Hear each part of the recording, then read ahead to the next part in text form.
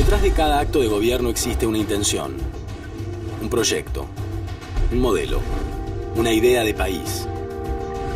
El modelo de Roca es un modelo donde el énfasis de la política está puesto básicamente en el sector agrario que exporta. El presidente Frondizi era alguien que tenía muy claro la necesidad de industrializar la Argentina. Luchamos para constituir la Unión Nacional. Soñábamos en primer lugar con un país democrático. Son los presidentes los responsables de cada modelo de país. El fundador de la democracia moderna en la Argentina. Los que definen si prevalecerán los intereses de la mayoría o los de una minoría privilegiada. El peronismo es un modelo de soberanía, de justicia social, de libertad e igualdad. ¿Qué es la dictadura del 76 al 83? Primero que nada, sangre, torpeza, ineptitud y violencia.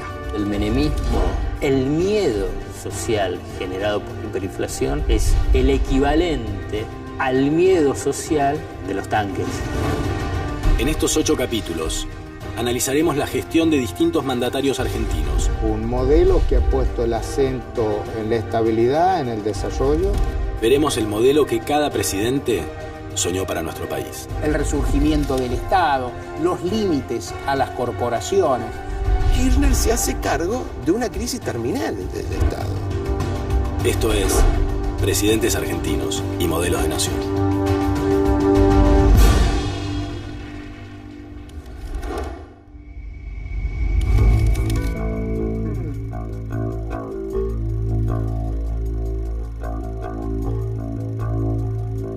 Desde 1916, la primera presidencia de Irigoyen, hasta las elecciones de 1973, la última presidencia de Perón, lo que hubo en la Argentina fue un cierto camino hacia la modernidad.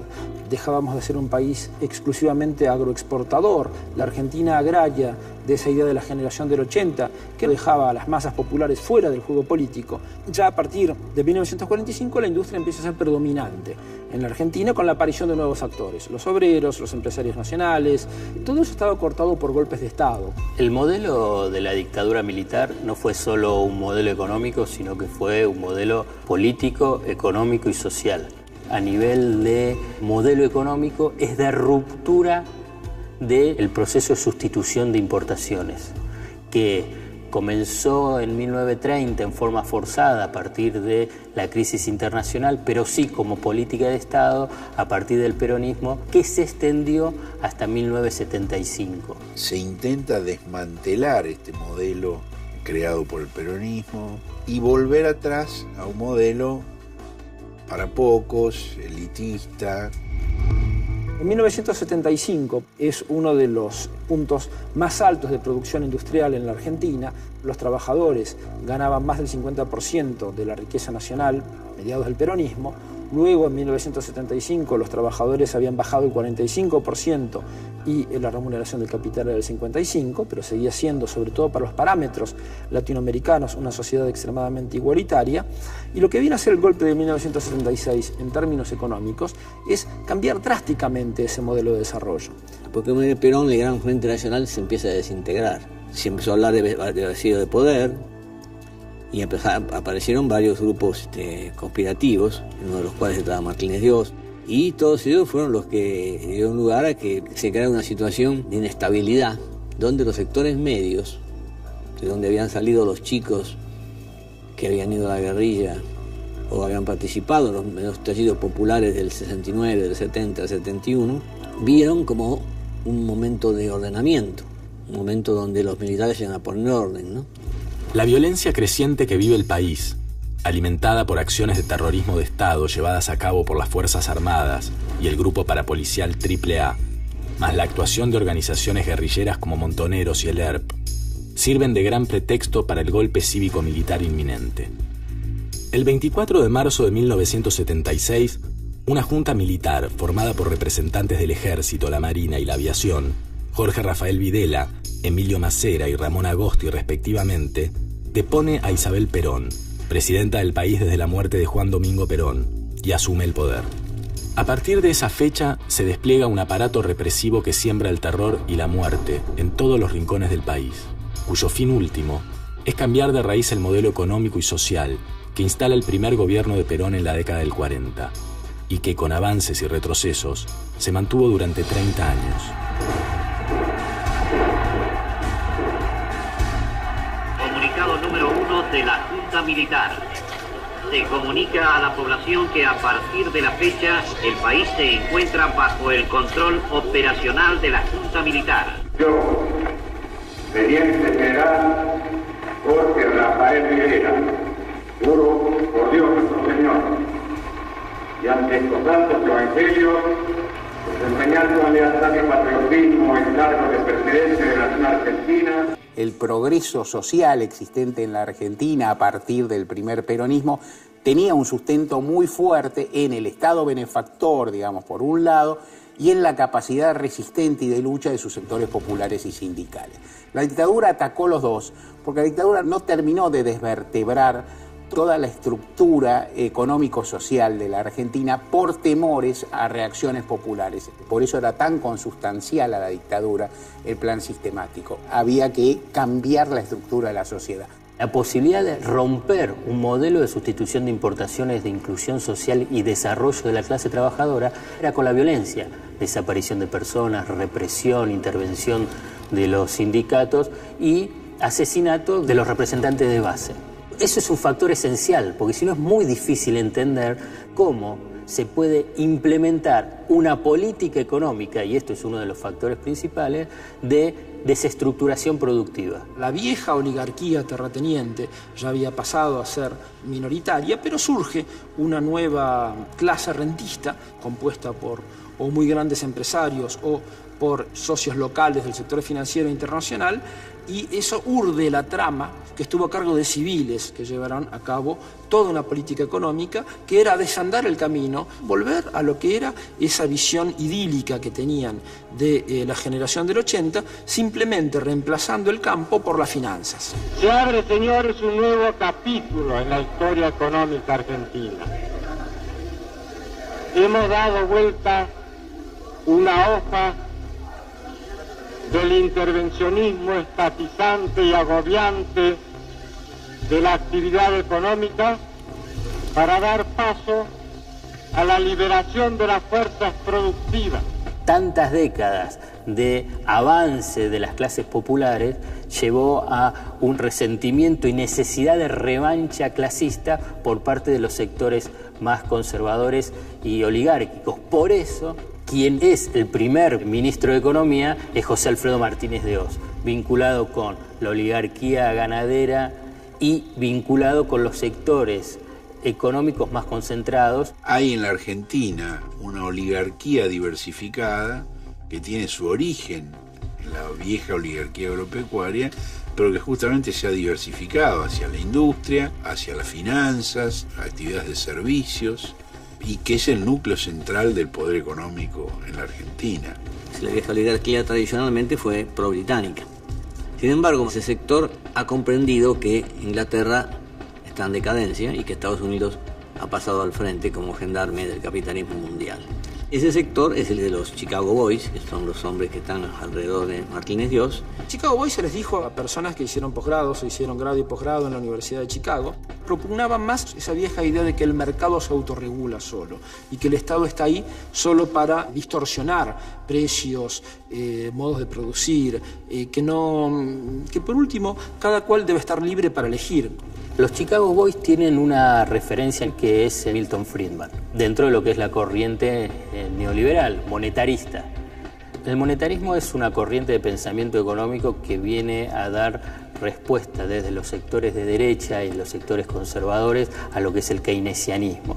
El keynesianismo plantea la intervención del Estado, donde el factor de la demanda es el motor del desarrollo y del crecimiento económico. El monetarismo plantea lo opuesto, un Estado mínimo, un Estado que no interviene activamente, sino que es el mercado, el ordenador social y económico, y el factor dinámico es la oferta y no la demanda. Hay una faz muy fuerte que es la faz represiva, y Martínez de Oz elabora ese concepto diciendo se acabó la represión financiera. La represión financiera es un poco el control del Estado, sobre todo el sistema financiero, sobre el sistema de bancos. Y de ese modo lo que sucedía es que había mucha represión por un lado, la represión física, la desaparición forzada de personas y los campos de concentración, y por el otro lado había, libertad para que se desarrollen del mejor modo posible y que alcancen esa autorregulación de los mercados los sectores financieros. Las medidas fueron represión de los salarios, o sea, caída brutal de los salarios. Apenas asumió Martínez de Hoz, hubo una pérdida en términos reales del 40% de los salarios. Se destruye la industria por vía de la apertura financiera, empieza el juego de la diferenciación de tasas de interés entre lo que una gran empresa puede conseguir tomando crédito en el exterior y lo que puede conseguir aplicando ese crédito a représtamos dentro del país. Es decir, ya no es la producción, sino la especulación financiera. No era importante producir, sino era importante especular, en base a un endeudamiento externo fabuloso. A mediados de los 70, se disparan los precios internacionales del petróleo, y así se van a generar los llamados petrodólares. Los países árabes colocan ese excedente extraordinario de capitales en los principales bancos internacionales, que proceden con toda lógica. Si tienen que pagar intereses a los países petroleros, necesitan clientes que les paguen intereses un poco más altos. Y Argentina, en el proceso de instalar un modelo que responda a las pautas del neoliberalismo, se convierte en uno de los grandes tomadores de deuda del momento. Era muy interesante para el sector financiero local poner dinero en pesos, cambiarlo a dólares, luego poner esos dólares en el exterior, pedir al banco un crédito en dólares que cambiaban a pesos, que luego volvían a poner a tasa de interés, que luego de la rueda de bicicleta, digamos, la volvían a girar al extranjero y todo eso quedaba registrado como deuda privada. El problema es que no había suficientes dólares, el comercio exterior argentino era suficiente para remunerar a los sectores de la agricultura, de la industria y de los servicios, pero no al sistema financiero especulativo o predatorio. Entonces lo que se hace desde el Estado es endeudar las empresas públicas, YPF, Gas del Estado, Aerolíneas, SEGBA. Y al endeudarse le generaron un peso tan alto que impidió después la posibilidad de retomar un circuito virtuoso de inversión. Se pasaban todos los avisos publicitarios dirigidos a demostrar que todo lo argentino no servía. Había un aviso famoso que a veces se ha repetido últimamente: la silla se sentaba en una silla nacional y se rompía, entonces la silla tenía que venir del extranjero. Es decir, la consolidación de un complejo de autodenigración. Antes la competencia era insuficiente. Teníamos productos buenos, pero muchas veces el consumidor debía conformarse con lo que había sin poder comparar. Ahora tiene para elegir, además de los productos nacionales, los importados. Claro, lo que no se decía en la propaganda es que los obreros que fabricaban esas sillas eran argentinos y que desocuparlos o mandarlos a la precarización laboral o a la flexibilización también era debilitar el movimiento obrero, por lo tanto el peronismo, por lo tanto el movimiento nacional. Y de ese modo hacer un nuevo reparto de la riqueza, del poder, de la palabra, anclados en verdades teleológicas como esta cuestión de la autorregulación del mercado y la necesidad de establecer ese orden occidental y cristiano, a sangre y fuego. Argentina, tierra de paz y de enorme riqueza. Argentina, bocado deseado por la subversión internacional que intentó debilitarla para poder dominarla. Fueron épocas tristes y de vacas flacas, hasta que dijimos, basta.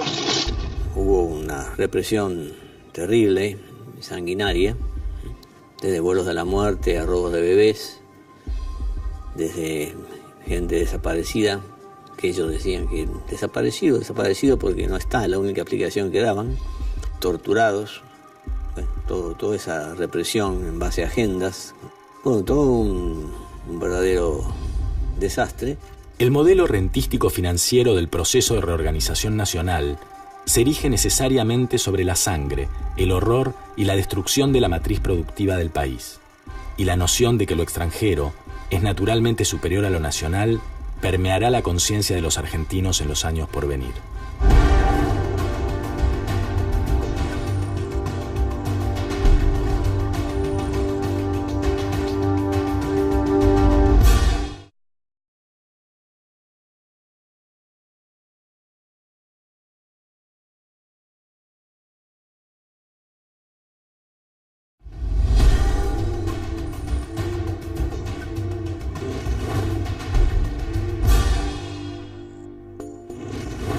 La dictadura avanza en la implementación de su modelo, siguiendo las directivas de los sectores concentrados de poder, tanto nacionales como internacionales. Es claro que los funcionarios civiles del proceso encargados de desarrollar estas medidas económicas son fieles representantes de estos sectores. En determinado momento que viene Rockefeller, están tomando café en una confitería del aeropuerto, y está Joe Martínez Dios, Walter Klein y David Rockefeller. Y un periodista los llega a entrevistar. Y Rockefeller le explica que Martínez Dios ha sido siempre hombre de ellos. Y Martínez Dios dice una cosa bastante lamentable. Lo que estamos acá reunidos es como si fuera una reunión del directorio de Chase Manhattan Bank, que era el gran banco de Rockefeller, ¿no? Bueno, eso demuestra qué es lo que hicieron con el país, ¿no? Argentina fue el segundo gran experimento de las políticas de los Chicago Boys, teniendo el antecedente de lo que fue la dictadura pinochetista en Chile. Entonces aparece el atraso del tipo de cambio, la famosa tablita. La tablita era un esquema de devaluaciones periódicas, con lo cual uno podía prever a cuánto se iba a ir el peso en determinado momento. Por lo tanto, podía hacer las operaciones que quisiera. Beneficiaba a los especuladores. Es como si fuera una verdadera carrera por el dólar, ¿no? No, lo que pasa es que los que lo tienen lo venden a mucho precio. Yo creo que no hay negocio. ¿Por qué? Porque no rindió hasta ahora, era el negocio de interés mejor. ¿El negocio de interés para usted es mejor? Mejor, el dólar no rindió nada. Hasta ahora no rindió nada el dólar. ¿Usted de qué se ocupa, señor? No, yo soy jubilado. El tipo de cambio no es una cuestión técnica, cuando se le intenta presentar como una cuestión técnica, es una cuestión de definición política. Determinado tipo de cambio va a favorecer a determinados sectores y va a perjudicar a otros. Mientras la represión ilegal se cobra miles de víctimas y las denuncias por violaciones a los derechos humanos se multiplican en los medios extranjeros, parte importante de las capas medias y altas del país disfrutan de la primavera económica que provoca el retraso cambiario. El dólar barato dispara un boom de viajes al exterior y consumo de productos importados, un fenómeno que se conoce como plata dulce. El periodo de plata dulce es el periodo donde la política económica implementada llevó a un retraso del tipo de cambio. O sea, en ese momento se podían comprar muchos dólares. Lo que sucede es que un país periférico como Argentina no emite los dólares. Lo que necesitas es que tenga un mayor ingreso de dólares. ¿Cómo se consigue un mayor ingreso de dólares? Son los excedentes de las exportaciones o las importaciones, o sea, el superávit o déficit de la balanza comercial. Con un dólar barato hace mucho más difícil exportar y hace mucho más fácil importar. Por consiguiente, empezás a tener déficit de la balanza comercial. ¿Cómo equilibrás o cómo buscas compensar ese déficit con mayor endeudamiento? Eso es uno de los puntos esenciales para poder entender cómo es que empieza a endeudarse la Argentina. Es a partir de un esquema económico que genera una bonanza transitoria en clases medias, medias altas y altas, que piensa que es una bonanza producto del desarrollo, pero en última instancia es una bonanza que te adelanta la hecatombe futura. Y eso es una decisión política. Este sistema económico funcionaba en base al endeudamiento. Claro, cuando en los 80 Estados Unidos decide levantar su tasa de interés, se acabó el ciclo de endeudamiento y la Argentina, todo sistema que vive del endeudamiento, cae cuando se quiebra ese dinero que viene. Lo que pasa es que era mucho dinero que debían los privados. Ningún problema. Tenían el Estado, no había parlamento, no había sindicatos, no había prensa crítica. Bueno, entonces lo que se hace directamente es nacionalizar la deuda. Uno de los bloques de poder que se consolidó con la dictadura militar es un grupo de familias que empezaron a desarrollar lo que se llaman grupos económicos, desarrollando un esquema de holding donde empiezan a tener varias empresas a partir de subsidios estatales, beneficios del sector público, y hay un elemento esencial, que es un endeudamiento privado que es traspasado al sector público. Acá directamente se les dice a los privados, ustedes está todo bien, quedan con sus activos, el Estado toma la deuda. Entonces esta gigantesca transferencia de ingresos lastra a la Argentina y la va a lastrar en los decenios siguientes. La empresa tenía un endeudamiento con un banco. Para conseguir esas divisas se produce una devaluación. Si estaban endeudados en dólares, esas empresas empiezan a necesitar muchísimo más recursos para comprar dólares para poder pagar la deuda. Entonces el Banco Central implementó tipos de cambios diferenciales. O sea que esas empresas no necesitaban comprar el dólar a 4, que era por ahí lo que tenían que pagar, sino a 1 y a 0,50. Está judicialmente demostrada la ilegitimidad de buena parte de esa deuda. La fuga de capitales se contabiliza como si fuera deuda. Es decir, una empresa o una persona saca dinero del país, lo pone en un banco de Suiza o de Inglaterra o de Estados Unidos y luego figura que ese banco le ha dado un crédito por ese importe y en los libros está registrado como deuda. Si viene un gobierno que decide estatizar esa deuda, convertirla en pesos con un enorme subsidio y que el que se encargue de pagarla sea el Estado, bueno, el Estado termina pagando la deuda inexistente. El dinero que esa empresa fugó del país se lo llevó 2 veces el acreedor, porque una vez lo recibió como depósito de la empresa que lo fugó y la otra vez por pagos que le hace el Estado por esa deuda realmente inexistente. Domingo Felipe Cavallo fue el iniciador de ese proceso para la socialización de las deudas privadas. Fue secretario legal del Ministerio del Interior con el general Liendo, en una época bastante complicada de la represión. Luego fue presidente del Banco Central, es el que procede a la nacionalización de la deuda privada, y luego fue ministro de Economía varias veces. Por lo menos hay que reconocer una cierta coherencia, pues prácticamente siempre ha predicado lo mismo.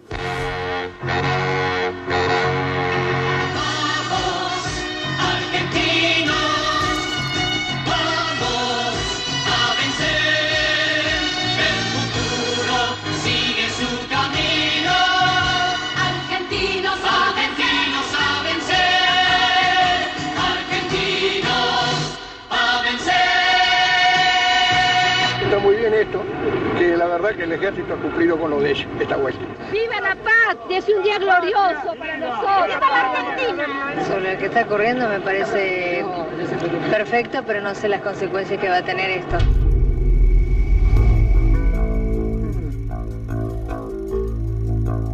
Yo les puedo asegurar que no pasan frío, porque tienen muchísimo abrigo y van a volver con algunos kilos de más porque comen mejor que en casa. La decisión de la ocupación de las Malvinas es la respuesta de la dictadura al descontrol de las variables económicas, sociales y políticas previas. Lo que hizo fue quitarle toda legitimidad al gobierno militar, difundir el hartazgo por sus políticas autoritarias en toda la sociedad. En el día de ayer, 14 de junio de 1982, se produjo las condiciones de cese de fuego y retiro de tropas. El combate de Puerto Argentino ha finalizado. Todo el mundo les perdió el miedo, les perdió el respeto, digamos, la salida se hizo inevitable y fue una salida por colapso. Las crecientes protestas sociales, la presión internacional por las violaciones a los derechos humanos y la debacle que representó la ocupación militar de las Islas Malvinas empujan al llamado proceso de reorganización nacional a entregar el poder en 1983, poniendo así fin al periodo más negro de la historia del país. Lo que no va a implicar necesariamente el final de un modelo, cuyos principales lineamientos seguirán marcando el rumbo de la economía y la sociedad argentina por muchos años más. El modelo de la dictadura perjudicó básicamente a la clase trabajadora y a los sectores medios. Destruyó la industria, pero no perjudicó tanto a los industriales que se dedicaron a la especulación financiera. Y barrió con toda la organización social y política preexistente en la Argentina. Pusieron al país de rodillas y no llegaron a lo que culminó después Menem, que fue las privatizaciones, porque se ve que posiblemente en algún sector del ejército había también alguna influencia de las viejas posiciones de Sabio o de Perón con respecto a la defensa de la industria. La dictadura militar fue sobre todo un modelo económico y trató de liquidar todo lo que se oponía a la instauración de ese modelo económico. Los campos de concentración, chicos desaparecidos, chicos entregados. Ahora se está haciendo la justicia correspondiente para que no pueda suceder nunca más. Con un consenso importante de la sociedad y de sectores intelectuales venía a superar lo que decían que era la decadencia argentina. Lo notable es que no es que vino a superar una decadencia, sino que a romper un circuito con complicaciones, con complejidades, pero que apuntaba a un desarrollo nacional y provocó una de las decadencias más prolongadas de la economía, de la política y de la sociedad.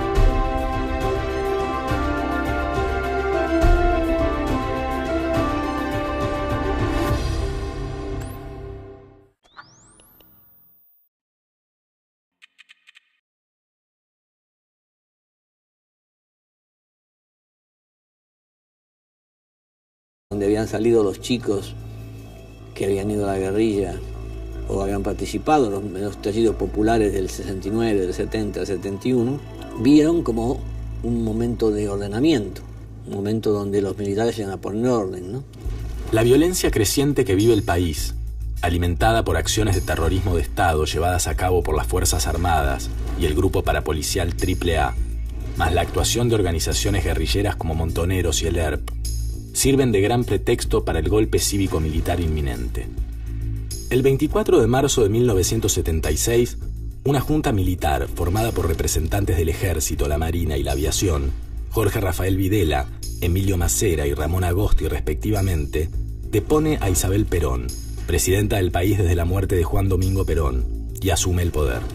A partir de esa fecha se despliega un aparato represivo que siembra el terror y la muerte en todos los rincones del país.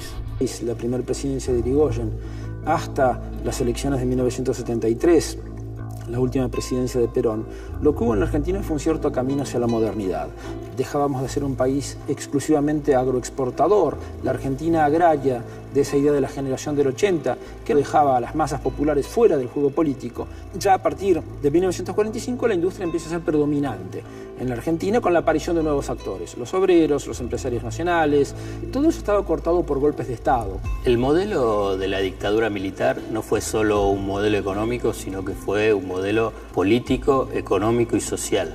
A nivel de modelo económico es de ruptura del proceso de sustitución de importaciones, que comenzó en 1930 en forma forzada a partir de la crisis internacional, pero sí como política de Estado a partir del peronismo, que se extendió hasta 1975. Se intenta desmantelar este modelo creado por el peronismo y volver atrás a un modelo para pocos, elitista.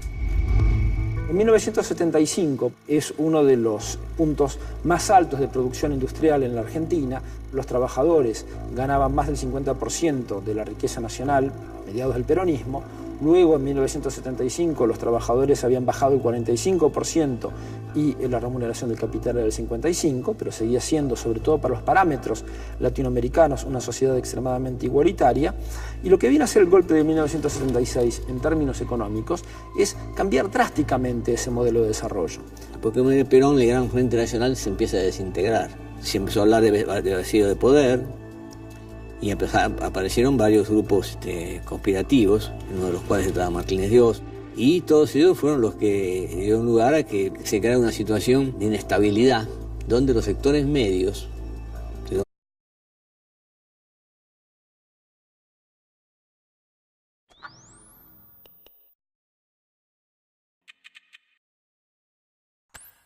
Detrás de cada acto de gobierno existe una intención, un proyecto, un modelo, una idea de país. El modelo de Roca es un modelo donde el énfasis de la política está puesto básicamente en el sector agrario que exporta. El presidente Frondizi era alguien que tenía muy claro la necesidad de industrializar la Argentina.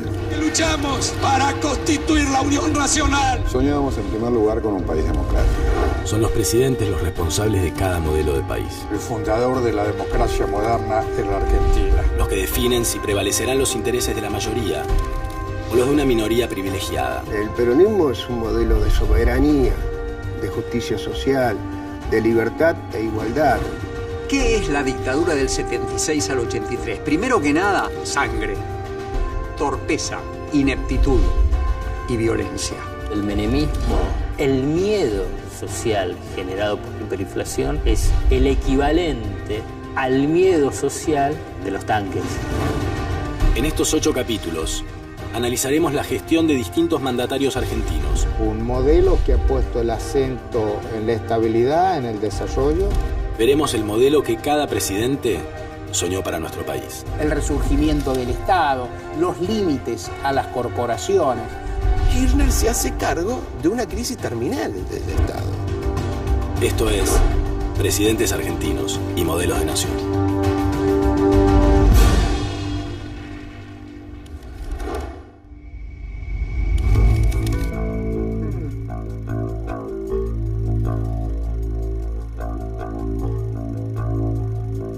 Desde 1916